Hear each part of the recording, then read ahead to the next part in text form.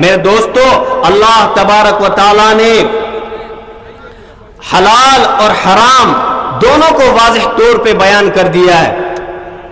حلال بھی واضح اور حرام بھی واضح. لیکن آج اس امت کا ایک ایک فرد، کچھ لوگ گنے چنے افراد ہیں جو حرام سے بچنے کی کوشش کرتے ہیں. میرے دوستو، میں اس گاؤں میں رہتا ہوں، مجھے اس گاؤں کے حالات کا بخوبی علم ہے. میرے کچھ جوان اس بستی کے کچھ گناہوں میں، کچھ حرام کاری میں مبتلا ہو گئے ہیں. وہ ہے حرام کمائی، جس کو ہم لوگ لاٹری کے نام سے جانتے ہیں.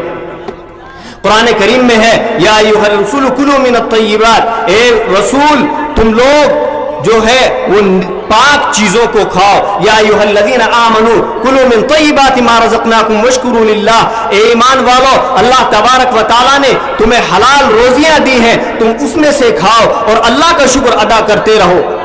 لیکن آج افسوس کی بات کہ ہمارا صبح اٹھنا ہوتا ہے اور سوچ فکر رہتی ہے کہ آج ہمارا نمبر لگا ہے کہ نہیں، کل جو ہم نے پرچی پھاڑی تھی وہ نمبر ہمارا آیا ہے کہ نہیں. اس میں ہم لوگ اپنا وقت برباد کرتے ہیں اور اپنی حلال کمائی کو، اپنے خون پسینے کی کمائی کو، جو لوگ سیمنٹ گوڈاؤن میں کام کرتے ہیں، سار گوڈاؤن میں کام کرتے ہیں، وہ اپنے حلال کمائی کو لے کے جا کر کہاں ڈال رہے ہیں؟ وہ لوٹری والوں کے سامنے لے کے اس کو برباد کر رہے ہیں. حلال روزی کا تلاش کرنا یہ بھی فرض ہے. کیا ہے؟ فاتقوا اللہ واجملوا فی الطلب، کہ لوگوں اللہ سے ڈرو اور حلال روزی تلاش کرو. لیکن افسوس کی بات ہے کہ آج ہم نے حلال کو حلال سمجھنا چھوڑ دیا. کبھی کسی عالم سے نہیں پوچھا کہ ہم جو کام کر رہے ہیں، جو روزی ہم کما رہے ہیں، وہ روزی ہمارے لیے حلال ہے یا حرام ہے.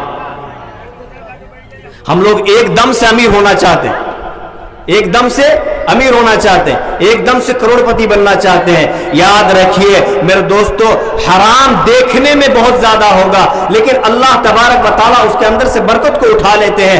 حلال دیکھنے میں کم ہوگا لیکن اللہ تبارک و تعالیٰ اس کے اندر برکت کو بہت زیادہ رکھتے ہیں.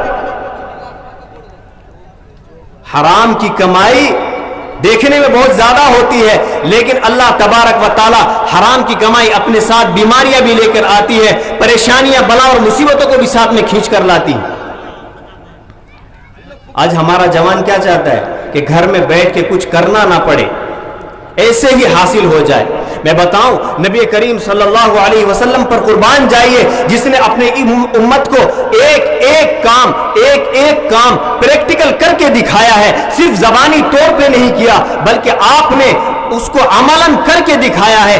ایک صحابی، انصاری صحابی ہیں، اللہ کے رسول صلی اللہ علیہ وسلم کی خدمت میں تشریف لائے اور سوال کیا کہ اللہ کے رسول، میرے گھر میں کچھ کھانے پینے کے لیے نہیں ہے.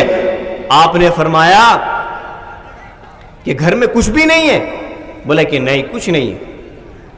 پھر دوبارہ آپ نے پوچھا کہ کچھ نہ کچھ تو ہوگا. کیا انہوں نے، صحابی نے کہا کہ یا رسول اللہ صلی اللہ علیہ وسلم، کہ میرے گھر میں صرف ایک کمبل ہے جس کو ہم لوگ بچھا بھی لیتے ہیں اور اوڑھ بھی لیتے ہیں، اور ایک پیالہ ہے جس سے ہم پانی پیتے ہیں. آپ نے فرمایا آؤ اس پیالے کو بھی اور اس کمبل کو بھی میرے پاس لے کے آؤ. صحابہ کرام رضوان اللہ تعالی علیہم اجمعین کا مجمع موجود تھا. آپ نے وہ دونوں چیز اپنے ہاتھ مبارک میں لی اور فرمایا کہ لوگوں، کون تم میں سے اس کو خریدنا چاہتا ہے؟ کس کو؟ اس کمبل کو اور اس پیالے کو. جو ایک صحابی کھڑے ہوئے کہ اللہ کے رسول صلی اللہ علیہ وسلم، میں اس کو 1 درہم کے بدلے خریدوں گا. آپ نے فرمایا کہ نہیں، اس سے زیادہ بھی کوئی دینے والا ہے. اور جس طرح ہمارے یہاں بولی لگاتے ہیں، اس کو بولتے ہیں نا بیع من یزید. فقہا کی اصطلاح میں کہتے ہیں کہ کون زیادہ دے گا، بولی لگاؤ، کھڑے کر دیتے لوگوں کو، بھائی بتاؤ، تم بتاؤ، آگے بڑھو آگے بڑھو. اسی کو علماء نے کہا ہے کیا؟ بیع من یزید، کہ کون زیادہ دے گا. یہ جائز ہے بلکہ مستحب اور سنت ہے. نبی کریم صلی اللہ علیہ وسلم نے بولی لگانی شروع کی کہ آگے بڑھو، 1 درہم سے زیادہ کون اور دے گا، اور بتاؤ. ایک صحابی دوسرے صحابی کھڑے ہوئے کہ اللہ کے رسول، میں اس کے بدلے 2 درہم دوں گا. تو آپ نے فرمایا کہ سامان آپ کا ہوا، آپ لے کے جاؤ. اس کے بعد آپ نے وہ 2 درہم لیے اور انصاری صحابی کے ہاتھ میں پکڑائے کہ لو یہ 2 درہم لو، 1 درہم سے بازار سے جا کر اپنے گھر والوں کے لیے کھانے کا سامان خریدو، اور دوسرے سے 1 کلہاڑی لو اور کلہاڑی لے کر میرے پاس آؤ۔ وہ صحابی بازار گئے، اپنے گھر والوں کے لیے کھانے پینے کا سامان خریدا، اس کے بعد 1 کلہاڑی لینے گئے، 1 کلہاڑی بھی لے کے آئے۔ کلہاڑی لے کر جب نبی کریم صلی اللہ علیہ وسلم کی خدمت میں حاضر ہوئے تو آپ نے فرمایا کہ جاؤ جنگل میں جاؤ اور لکڑیاں کاٹنا شروع کرو، 15 دن کے بعد میرے پاس آنا اور مجھ سے ملاقات کرنا، اس سے پہلے مت آنا۔